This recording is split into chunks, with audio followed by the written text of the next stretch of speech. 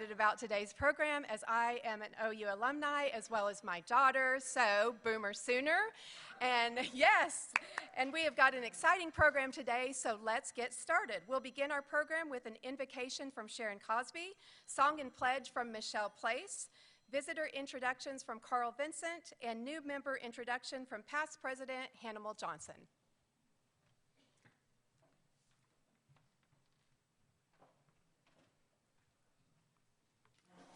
When you join me in a word of prayer. Dear Creator and Sustainer of all that is and that will ever be, we as members of Rotary, we come with a grateful spirit today. Grateful for the food that we have received, which has nourished our bodies. Grateful for the fellowship of this gathering that feeds our souls. For all the things that we often take for granted, the good and the beautiful, which our lives are filled with and makes our day. We come and earnestly seek your direction for this club, its leaders, and our actions. We ask that you help us lay down our plans and work your plans. We request that you help us be instruments of your hand, echoes of your voice, and illumination of your love. We seek your wisdom that we may offer ourselves, our resources, our talents willingly and without fear. Finally, we ask that you fill us with compassion and grace so that our service is and will always be above self. This in all things we ask and give thanks for your blessings, opportunity, and responsibility that we gratefully carry individually and corporately as Rotarians. Let us all say together, Amen.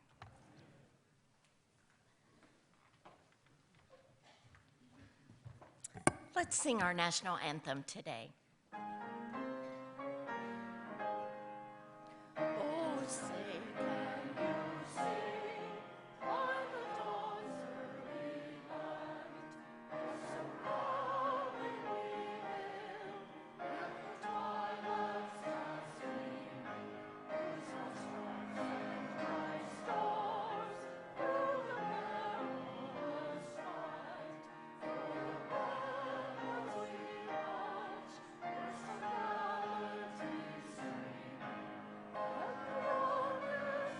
they moved through our night,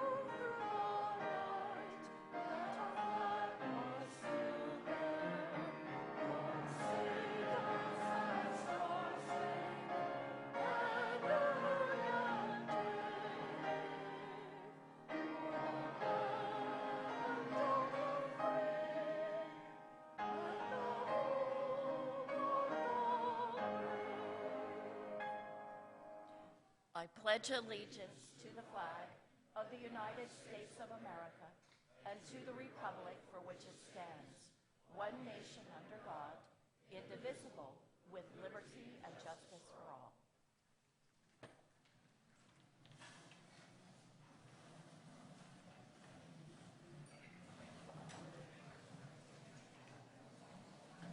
Good afternoon and welcome to the Rotary Club of Tulsa. We're so happy to have you here today. We have a number of introductions. The first will be a number of our distinguished guests from OU.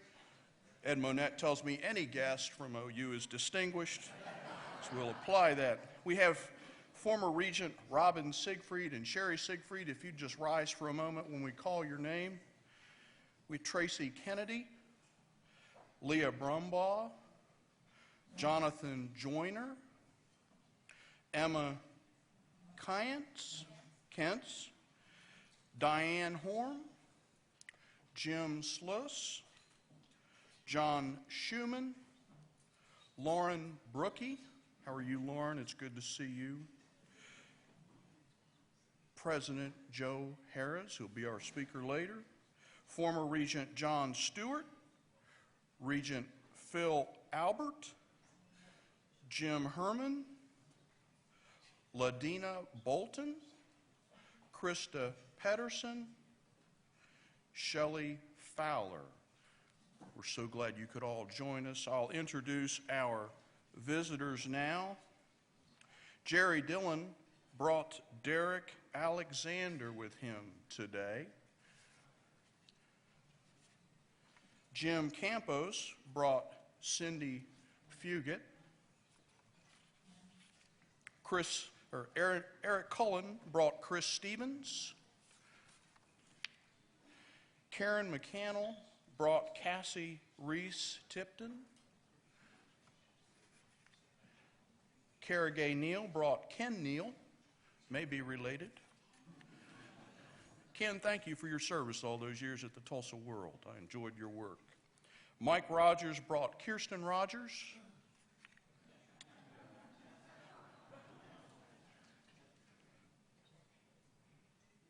Pamela brought Ari Swank. Dean Newberry brought Michael Kramer. Harlan Pinkerton brought Kevin Martin. Pamela Lindley brought Elaine Regus. Chuck Wilson. Chuck, you brought your wife? Well, are you expecting another award today? Kevin Murray brought Tate Cavett. Kevin Murray also brought Katie Murray. Jane Carlson brought Mike Merrill. John O'Connor brought Stuart Vanderweil. Join me in welcoming these visitors.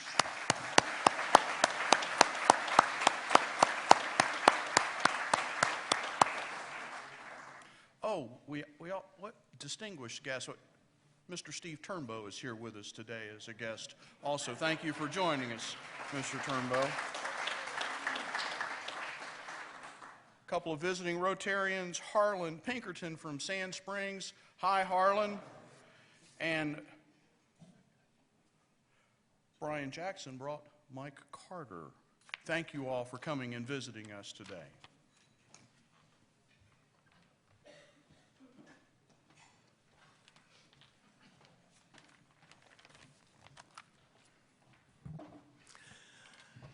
Good afternoon, fellow Rotarians. I'm pleased to be able to introduce two new members today.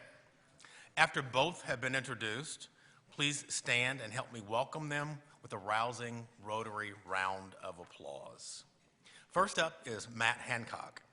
Matt Hancock has been a Rotarian since July 2010 in the Rotary Club of Broken Arrow, where he served as club president from 2015 to 2016 and foundation chair from 2016 to 2017. Matt was the Rotarian of the Year for the Broken Arrow Rotary Club for 2011-2012. He currently serves as chair for our district's RILA program, which he has led since 2012. He is also our district youth services chair. In Broken Arrow, Matt leads the Up With Trees Project Committee and is active on the committees for Joss the Otter program, Interact, and RILA. He currently serves as the Senior Vice President of Operations for the YMCA of Greater Tulsa. He attended Oral Roberts University, where he was a member of the Golden Eagle baseball team and was drafted by the Boston Red Sox in the 2005 amateur draft. It's my privilege to welcome Matt to the Rotary Club of Tulsa. He's already been presented with his four-way test. Next up, Pamela Fairchild Lindley. She is originally from Mill Valley, California, where she grew up amidst the majestic redwood forest. There, she acquired her love for nature and its gifts. Her parents also instilled in her the importance of philanthropy. Her parents traveled between Marin County and Tulsa for 22 years. Pamela spent as much time in Tulsa as she was allowed to. Ballet, Broadway musicals, and sailing were her early passions. Pamela earned her associate's degree from the University of San Francisco in hospitality, travel, and tourism with a minor in theater arts. She married her childhood sweetheart and moved to Tulsa full-time in 1973, excelling in sales at Renberg's and other outlets. She later worked as a trainer for Zig Ziglar. Today, Pamela is the founder and COO of Experience America's West, located in the historical Verdigris Club Skelly Lodge property on a 300-foot cliff overlooking the Verdigris Valley. The company develops original, educational, and historical theater that involves all the patrons in a fully interactive experience. It's my privilege to welcome Pamela to the Rotary family. She has already been presented with her four-way test. Please rise and help me welcome our two new Rotarians.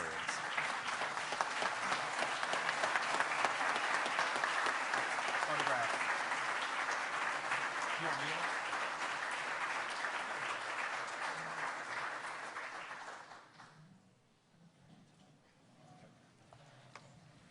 Welcome, Matt and Pamela. We are excited to have you in the club.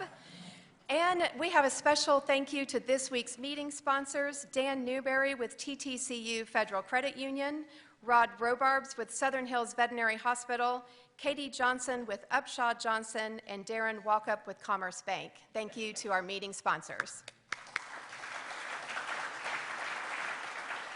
We have a few club announcements. After today's meeting, we will have a Rhythm and Brews committee meeting in room 231 upstairs, Above and Beyond in room 232, and Foundation Grants in room 233.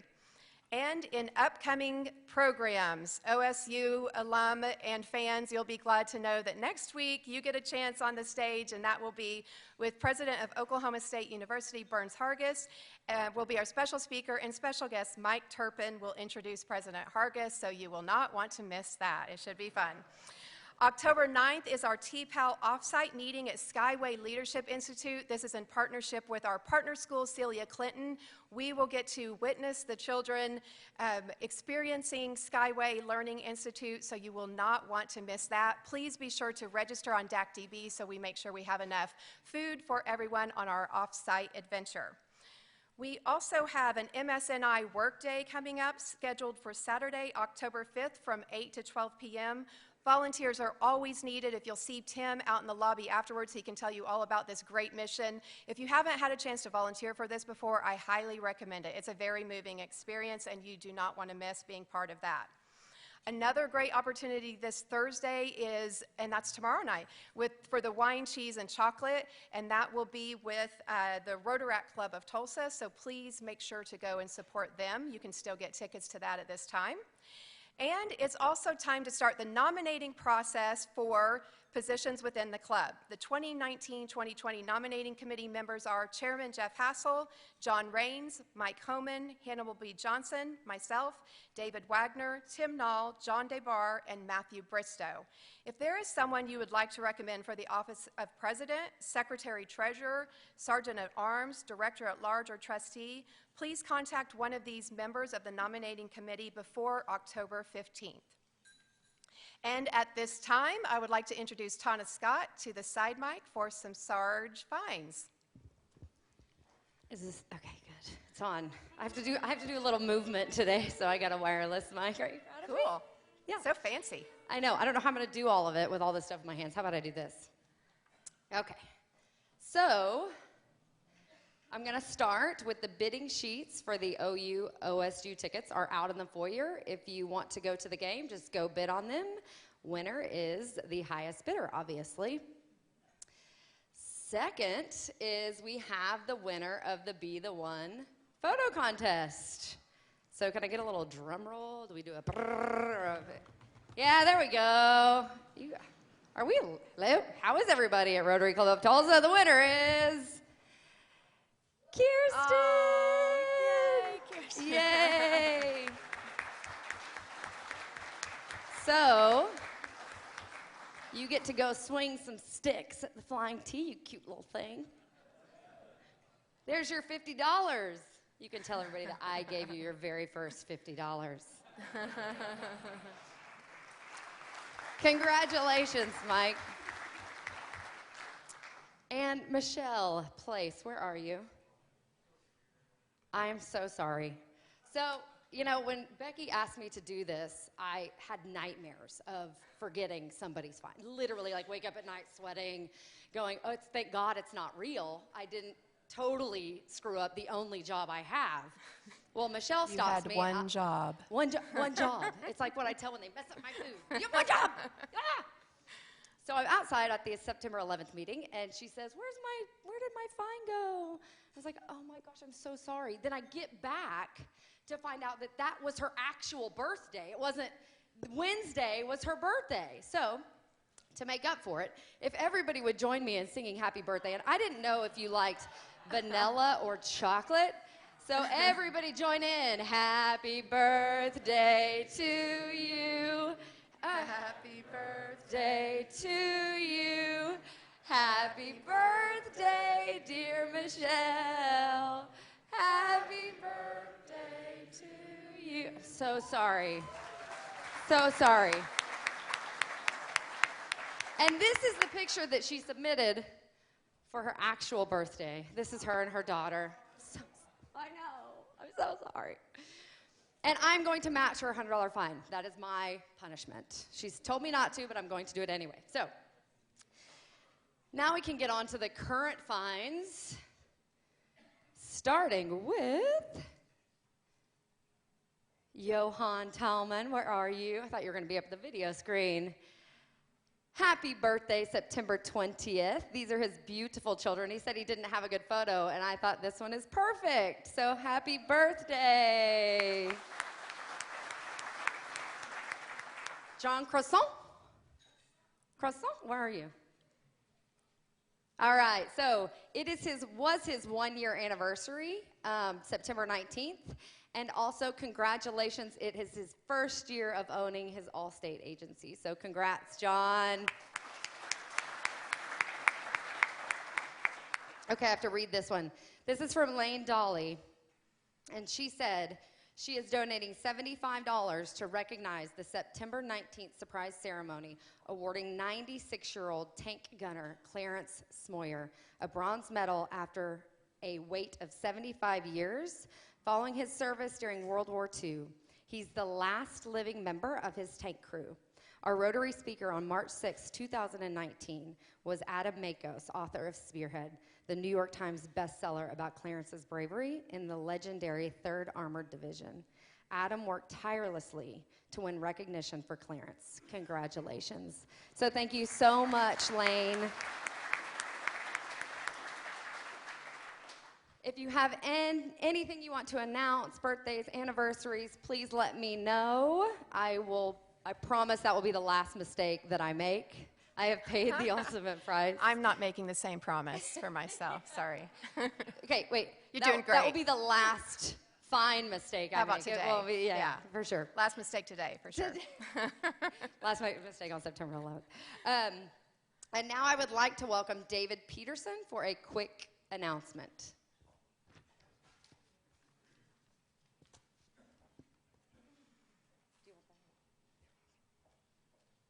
Just a quick announcement.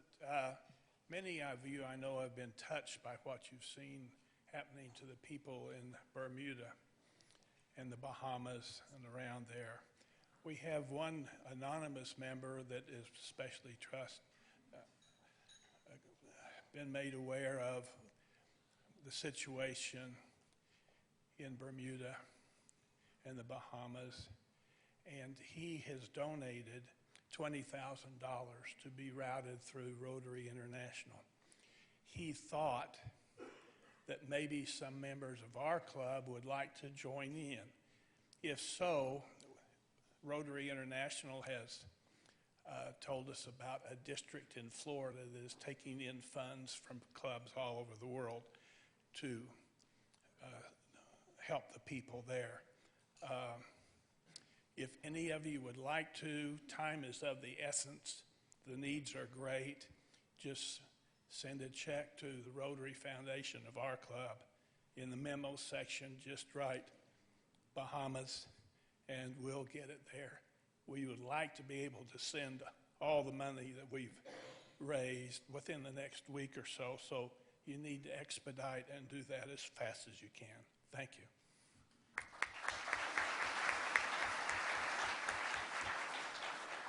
Thank you, David, for that special opportunity. Our special guest to introduce Interim President Harris is Corbin McGuire. He and his wife Romney and their 3 children live in Tulsa, where he operates his IT recruiting company.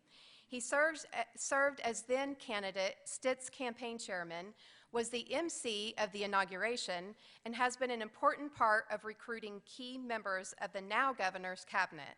During that process, he became friends with then Dean Harris, and Corbin is an OU alum. Last but not least, he is the stepson of past President Chuck Wilson. Please welcome Corbin McGuire.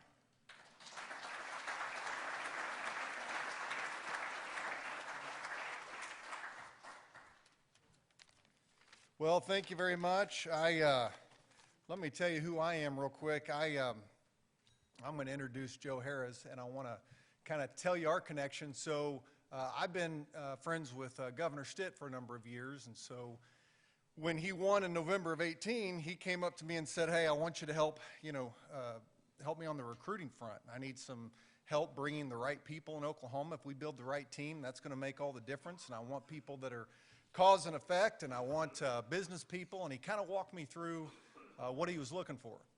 And so I just started at it. There was no magic to it. I started calling everybody in Oklahoma and just asking the question, hey, if you could have 1 or 2 hires on your team if you were governor, if you could have 1 or 2 people that you just had to have that were going to be cause and effect that could make a change, who would you pick?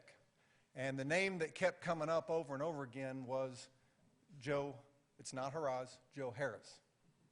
And so I started to look into it and realized that, when I did my research, this dean and professor of law at the OU College of Law for the last 9 years had quite a success record. The U.S. News and World Report ranked the Oklahoma Law School and gave it its highest ranking under his watch that they'd ever had. Not only that, he'd worked at Crow Dunlevy. I looked at some other things. He'd served 12 years as general counsel for the Board of Regents. But what caught my attention, in addition to all that, was in 2008, he went and served as president of a healthcare company where he grew its market cap to more than $80 million, meaning whatever board game you gave Joe, he was going to win. So I decided I needed to reach out. So as a former OU alum, I just called 325-0311. That was the information number we used to call. And I said, hey, can you transfer me to Joe?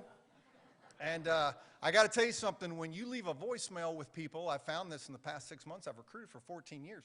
You tell people you're with the governor on the voicemail, they call you back in 5 minutes. I can't leave 10 voicemails in a row. They all pop back. So when people say I couldn't get back to you, I was busy, they're lying. I've learned. So anyway, got on the phone, and I quickly realized why everybody was so excited about Joe. Yes, the resume is phenomenal, and the achievements are great, but the personality's better. And if I were a student, that's who I'd want as my president.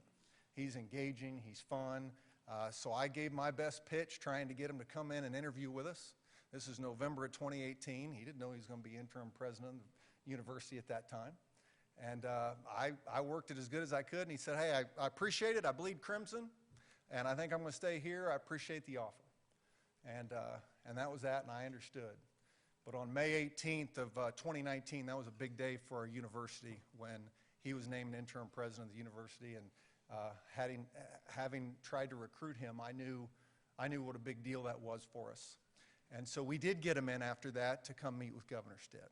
And I remember I got to be a part of that meeting, and I was watching Kevin and Joe sit and talk.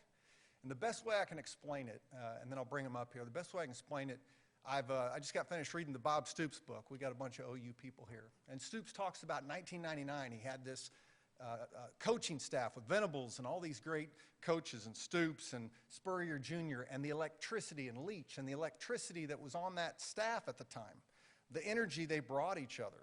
They knew something special was going to happen. And that's the best way I can explain observing Joe and Kevin talk. You just walked away going, you know what? If ever there was a time for something big to happen in our state and in our university, it's with guys like this. Ladies and gentlemen, Mr. Joe Haraz.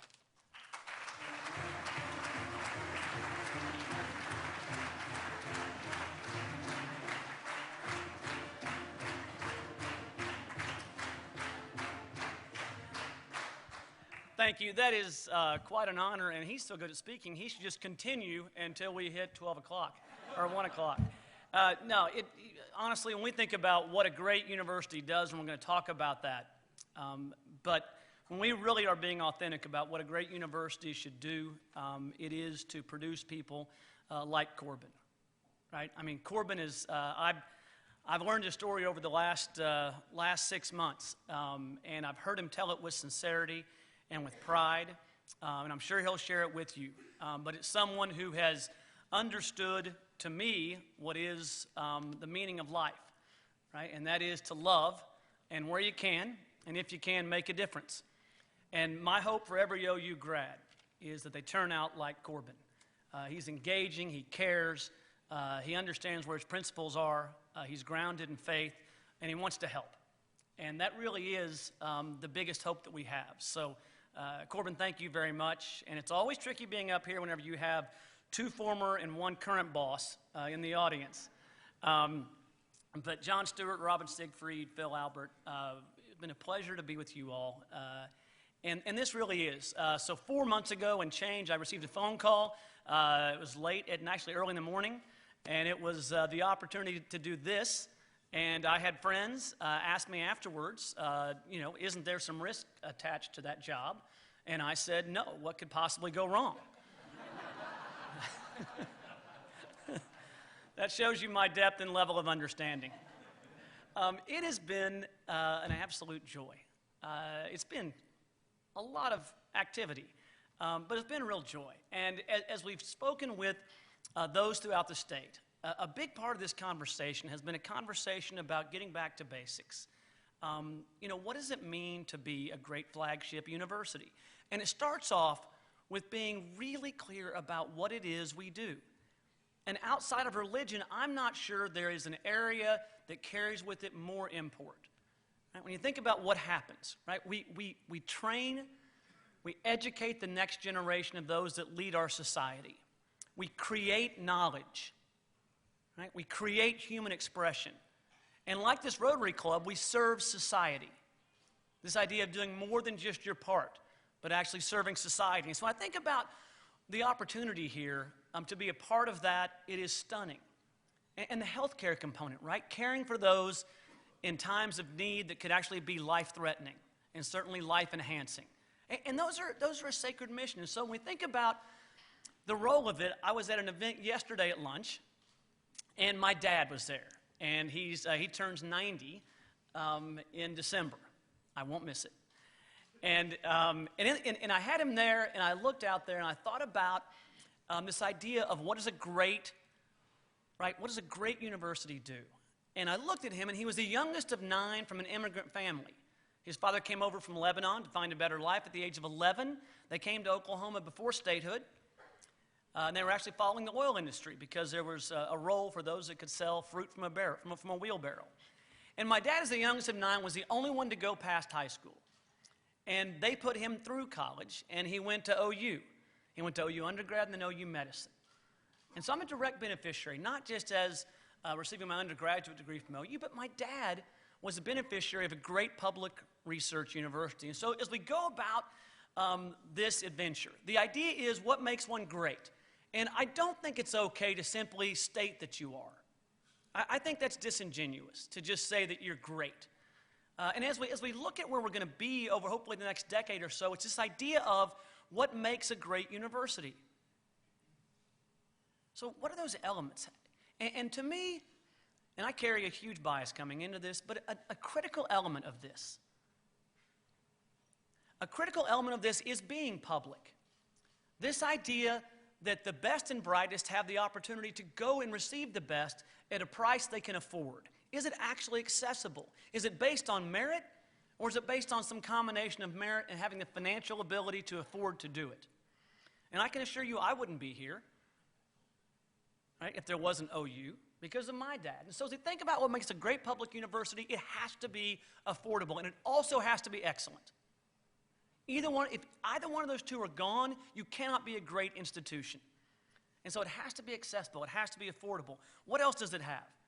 Right? It has to serve the individual, and it also has to serve society, and that starts with the state. Right? There's a role for us in this. And we'll be very clear about what our role is for the individual student, and then also our role to help the state move forward. As we think about the individual, what are those metrics that tell you a university is great? Right? Is it how good a speaker the president is? Right? You're hoping not right now for those OU alums. Right? It has to be grounded in something. And right now we're working with the board and the leadership, and we have promised to provide to Phil Albert and the rest of the leadership team with a plan, a strategic outline by January 17th that defines it. What are those things that will be in there? Excellence, how do you define that? Affordability, how do you quantify that specifically? This idea also, when you look at it, what should the benchmark be? And one of those benchmarks you can certainly look at, and we will, it'll be a part of it, is what do the top 62 universities in North America look like? How do you compare to those institutions objectively, not based on the speech, but based on hard measures? And our benchmark should be the average of those public members of the AAU, that top 62 grouping. That's an objective measure. That's not just rhetoric. Online, where does that fit? Right? In today's world, if you don't have an online strategy, you're failing. We have Dean Greg Garn, who's taken a 4-month sabbatical from his day job as Dean of the College of Education to help us lead forward and find out by that same date what is that strategy for online. How do you do it? And the reality is if you ignore it, you are absolutely lost and you're kidding yourself. Online has a critical place, as does the in-person, but how are those distinguished in the marketplace today? And as we approach all of this, another metric has to be, to me, what is most fundamental. I've gone around talking a lot, and we made the news again this past Monday morning, over this question of race and how does it play in. Now, what I've said from the very first day I started this, back in May, was the number one priority we have to get right is diversity and inclusion, specifically also around race and ethnicity. And why is that? Right? We want to be honest and really approach why does that matter. And I think in a very fundamental way, there's no more important issue. And I've got a much longer speech on this for you all, but it's not going to happen today because there's a hard stop at 1 o'clock. But I will say this in a very summary form. Right? And here's why it matters. Right? The very foundation of our democracy depends upon it. When you think about it, we are the longest continuing democracy in the world. And we aren't that old. And if you look across the landscape right now globally, there are democracies dying all over the planet right now. And it's not like it used to be. It's not where you'd go in. Think about like Chile, right? Where you had Pinochet and you had, on one day it's a democracy, the next day tanks roll in, and then the next day it's a totalitarian regime. That's not how it works today. There's a great book I picked up about 15 months ago when it came out. The book is How Democracies Die, and it lays it out. And there's a chilling quote in there from Mussolini. Right? When asked how you build a regime out, his answer was, it's like a chicken. If you pluck it one feather at a time, nobody notices. And so the question is, how do democracies die? And the way they die today is a very clear playbook. Right? That is that you find a society that's a democracy, you find out what their differences are, you inject fear into it, and you make them hate each other. And you divide society, right? So when you think back, both sides of the aisle agree with this. In 2016 elections, I think the big story isn't who they were for or not for. It was what was the playbook to divide the democracy. Right? And the playbook was to get trolls to go out and find ways through social media to make people hate each other, to create the hate, to create the division. Right? It's always fear. Right? It's fear of change. It's fear that you may lose out in some way. It's fear of personal, physical security. And so that's how you destroy democracy. So when I think about what is the highest priority we have, what do we have to get right? What I think we have to get right is to realize that if we are not diverse and inclusive, if we don't find the way to make our differences make us better, it will be used to divide us, and it will destroy us. It will destroy us. It will destroy our soul, and it will destroy our nation. Interesting stat, and then I'll go back to the university as a whole. But when you think about the fragility of this, there was an Annenberg survey that came out in 2016. It's the most recent study of its kind by Annenberg. And it came out, and the question was, what they surveyed was, percent of American voting age population that can name all three branches of the U.S. government. What do you think that number was? 16%. And just as interesting, and just as concerning, is the study done that same study done 5 years earlier, that number was 34%. So think about going from 34% of those voting age population that can name all three branches of government to 16% in a 5 years' time. Then you think about the methods used to try and divide us, and it works, right? Take a populace, create fear, take away the education and knowledge you need to understand what's happening to you. And so we think about, where does diversity and inclusion come from me? Right? I care about it in a very personal way, but I care about it in a structural way as well. And so the hope is, and the one thing that all of our students have in common, every single major person at OU, regardless of major, right? Whether your major is anthropology or whether it's zoology, the one thing they all have in common is they're all leaders. Right? They're the ones that have the luxury and benefit of a 4-year education at a great university. They're the ones that are leaders. And so when we transmit values, the value we have to transmit is that of citizenship, and that means tolerance.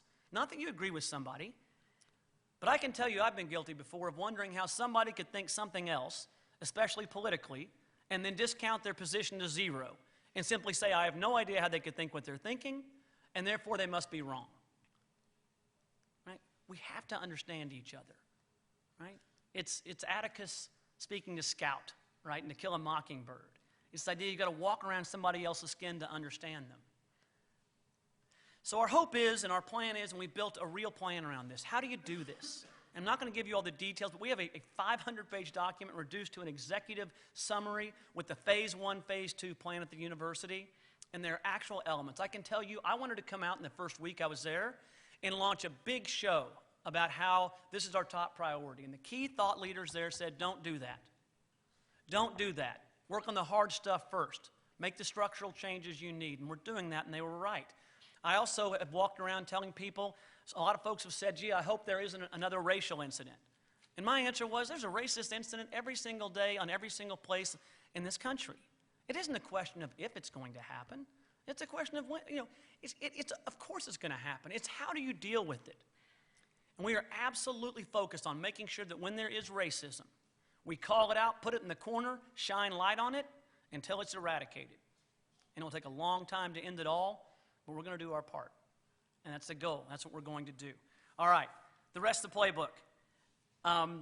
So as we define what it means to be a great university in objective ways that are very clear, we've got to have a very solid plan that has to be measured. And when we think about what the 3 keys are to this, it's 3 things. It's be bold, be honest, and be clear-eyed. I think each one of those matter. This idea we have to be bold for our students to succeed and for our state to succeed. We have to also be honest. And that means you're not going to succeed every time. Right? Right? If you aren't failing at something in your life, you aren't trying hard enough. And so the hope is that our students understand it's okay to fail. It's what you do next that matters. Do you learn from that?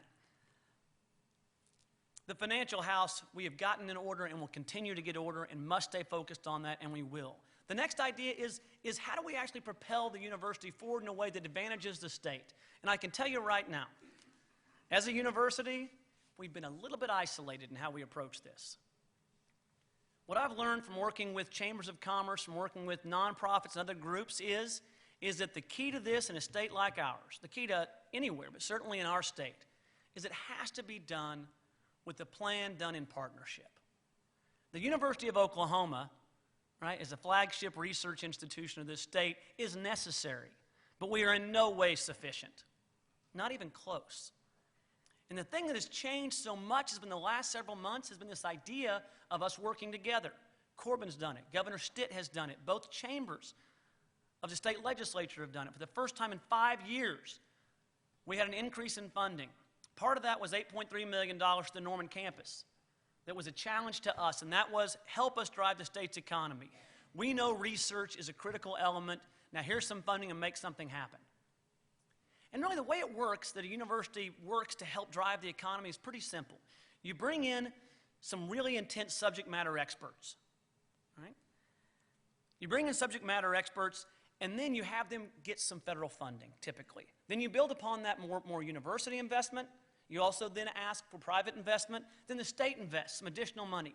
Then the large federal grants come in, and then it builds out. I'll explain this to you later. I know this is all new to you. This is one of our great, Dr. Horn is one of our great talents at the university. And so that's the playbook. So we went out and decided we needed some absolute A players. And we went out and said, we need someone in the research area because we know it's a knowledge-based economy and we have to have research as a fundamental building block to creating a new economy.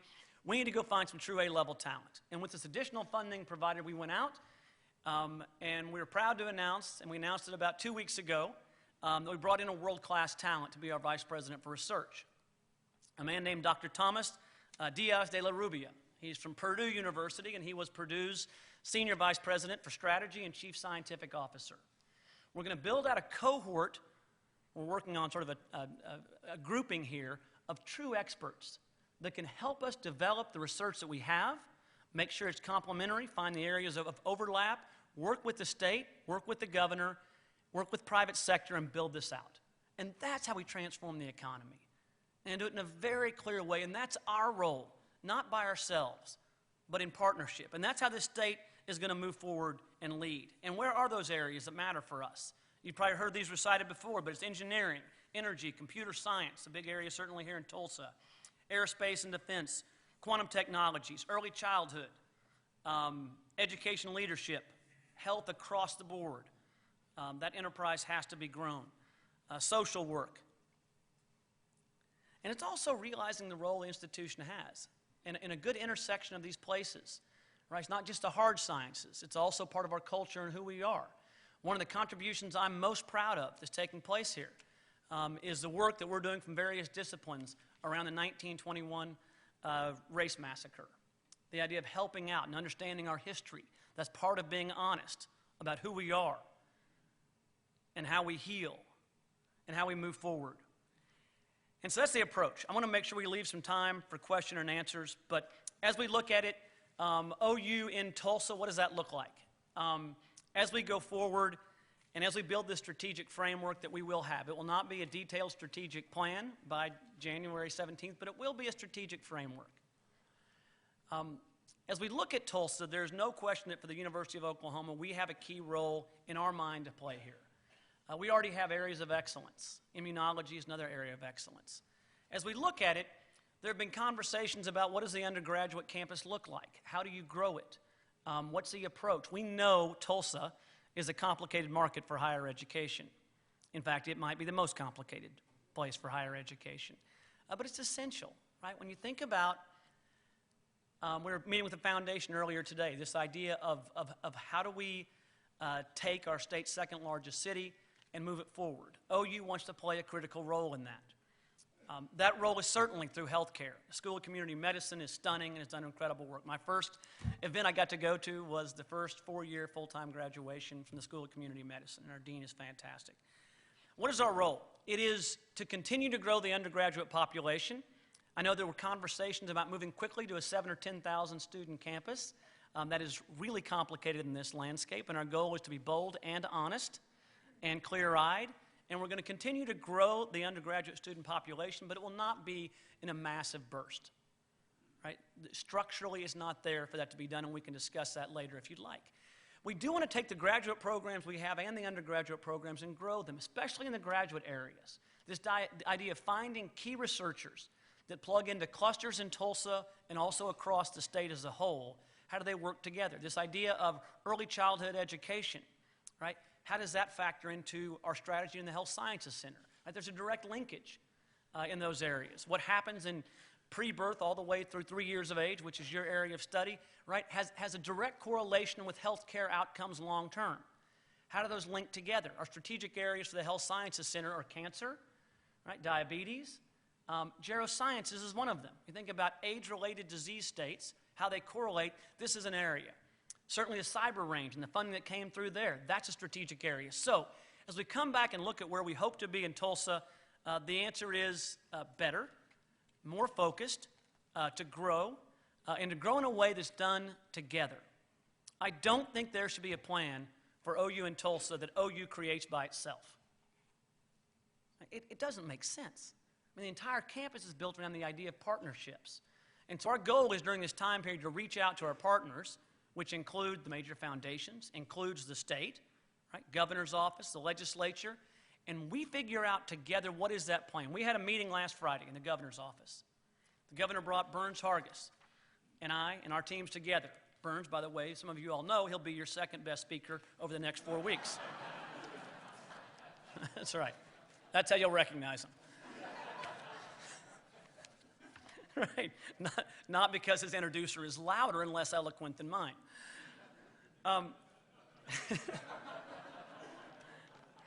But it really is.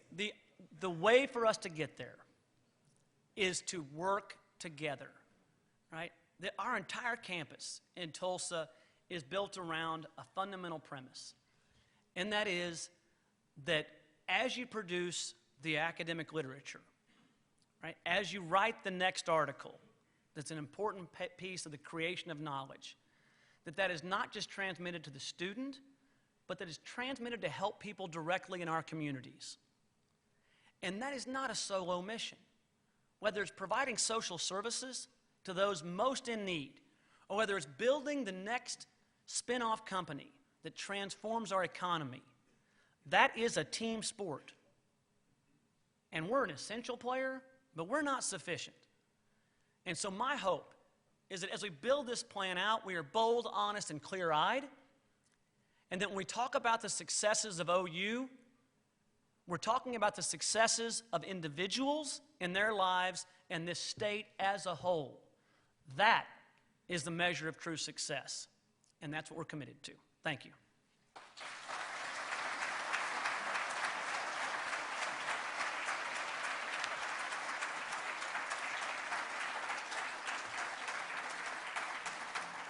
Thanks, and unfortunately there's now time for questions, which leaves me totally exposed. I'm happy to take any questions except from these three tables. By the way, we have the entire OU Tulsa right here. It appears nationally that the universities are having difficulty with the tenured professors being extremely liberal. At OU, is there a good, healthy balance with the tenured professors in that regard? Tenure is never a problem. We're going to be honest, right? It was bold and honest and clear-eyed. So diversity, in speaking about diversity, I was talking about sort of race and ethnicity, but diversity and inclusion more broadly. And that means we should not be teaching students what to think. It's this idea of teaching students how to think. And that means that you have to have speakers, professors and speakers, from both sides, all sides of the political spectrum. There shouldn't be an orthodoxy of thought, period. Yes, academia certainly, on balance, has more liberals than not. I actually think it's a huge strategic opportunity for the University of Oklahoma when we look at how we hire and where we hire. So when I look at it, I don't think you get to say diversity of thought can only be held by one side. It needs to be across the board and available to our students, and it should be how to think, not what to think. That's important. I think there's also an opportunity there. There are some folks that are exceptional scholars that I think create unique opportunities because of some of that exists. So I see it actually as a strategic opportunity. Other questions? There's no chance in this crowd there are no more questions. President Harris. Yes. A few weeks ago, President Clancy spoke to us, and he spoke about what happened to birth rates in the last 10 to 15 years and how that's going to affect even the number of universities and colleges that we have in this country. Could you speak to how you see that affecting OU? Yeah, I mean, it's real. So it's two things. It's birth rate, and it's also the erasing or certainly the diminution of the middle class. So there's two macro forces that are out there. And we're already seeing it, right? This decrease has already started. And so when you look at it, when you look at our strategic framework, it's going to include the need to grow at a certain rate to fuel those things that we think we need to be a great university. So we recognize in an honest way that the number of high school graduates that are eligible for college is going down. We're already in the decline. And so it's up to institutions to decide, can they attract a larger part of that decreasing pie? And also, how do you serve them? I think one of the big competitive advantages is that there's a lot of inertia in academia, the idea that it's always going to be the way it was, and it's not. And so as we think about the reality, which is there are fewer students graduating from high school that are college age, we then need to think about, okay, how does that really play into your plan? To make ours work, we're going to need 2 to 3% growth per year for the next 5 to 6 years. We did it this year, so under the good news heading, and I know you'd love to hear about 90 of these, and I might just do that to finish this thing off. I won't. But when you think about those things that are really exciting, we actually had the largest freshman class this year in the university's history. So 4,524 incoming freshmen. And the quality of that, as measured by GPA and ACT score, is compelling. It's one of our most talented classes. So average ACT of 26, average GPA of 3.62, median for those that are statisticians. And that's incredibly encouraging. It's in the face of a lot of declines across the nation. So that shows some evidence, at least in year one, we're getting that right. Our research numbers, the amount of research done this year in terms of expenditures was up almost 20%. That can be lumpy, but our submissions for grants are up 16%. So those are real barometers of health, because if your population of students decreases or if your research decreases, you've got an issue. So those are strong indicators. Price College of Business, now our second biggest college. When I came in 25 years ago, the goal by the then dean was to be a top 50 business school. I think they're 1,400. And we just made the top 50 this year, coming in right at 50th. So you have to have, and there's a number of reactions that are happening across the country for universities that are experiencing these declines. And there's a range of answers, some of which are dead wrong. One of those is to, some folks say we'll never sacrifice on quality. We're going to keep the quality of students coming up, and they have revenues dropping, right? On the other side, they're saying we just want numbers of students and their quality drops.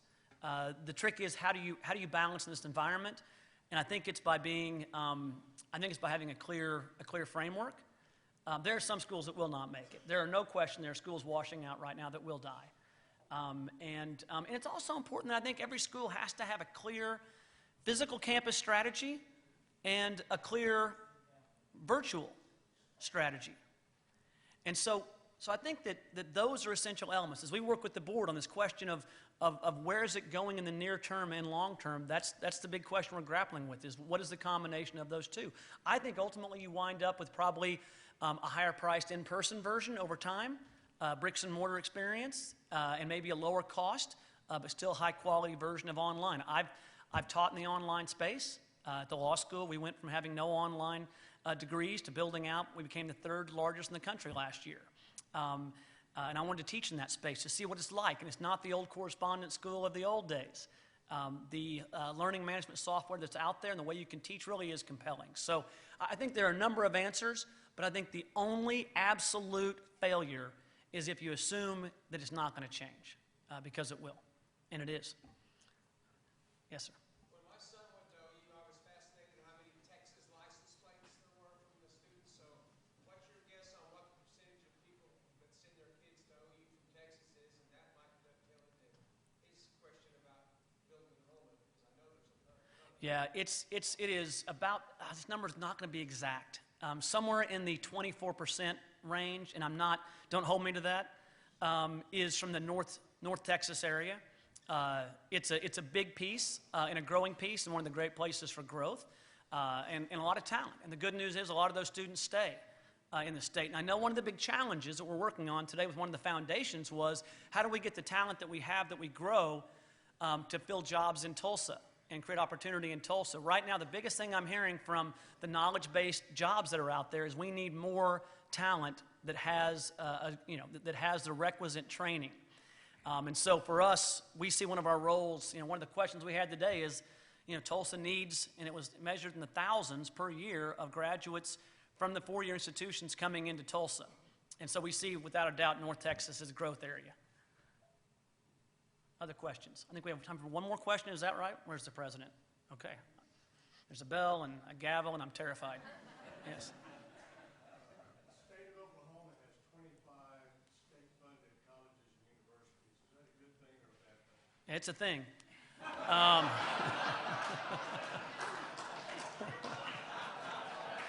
Thank you. It is. No, I mean, look, we've got to look at it all. I mean, we do, right? When you think about the way that what we want is to make sure our citizens have access to education, right? That the citizens of our state have access to an education that, based upon merit, they can go where they want to go, and not just based on economics. For a very long time, that answer has been to make sure it has geographic proximity, so there's never too far away, right, by horse or by car, to get to an institution. As we look at the landscape across higher education, every state is grappling with this. What is the most efficient and best way to provide the highest quality of education in the areas you need them across the state? It's above my pay grade, but it's an important and fundamental question. I think if we're going to be honest, right, you have to ask the questions and really analyze them. I think it's something we're seeing play out right now in a lot of ways. All right. What do y'all think? We good?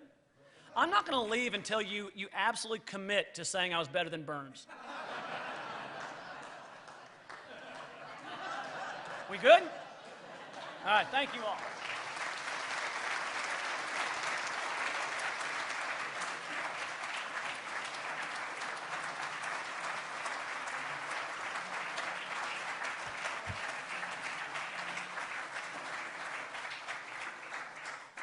That was great, and I will commit that saying you're better than Burns, okay? So it's on the record. It's on the record. I know, those are fighting words, pistols firing, all this stuff, but Boomer Sooner, right? All right. So President Harris, every week we give a book to our partner school in education, which is Celia Clinton Elementary School. And this week's book is Boomer and Friends. And we have a sticker in the front with your name, donating it in your behalf, and I'll have you sign it later for the kiddos.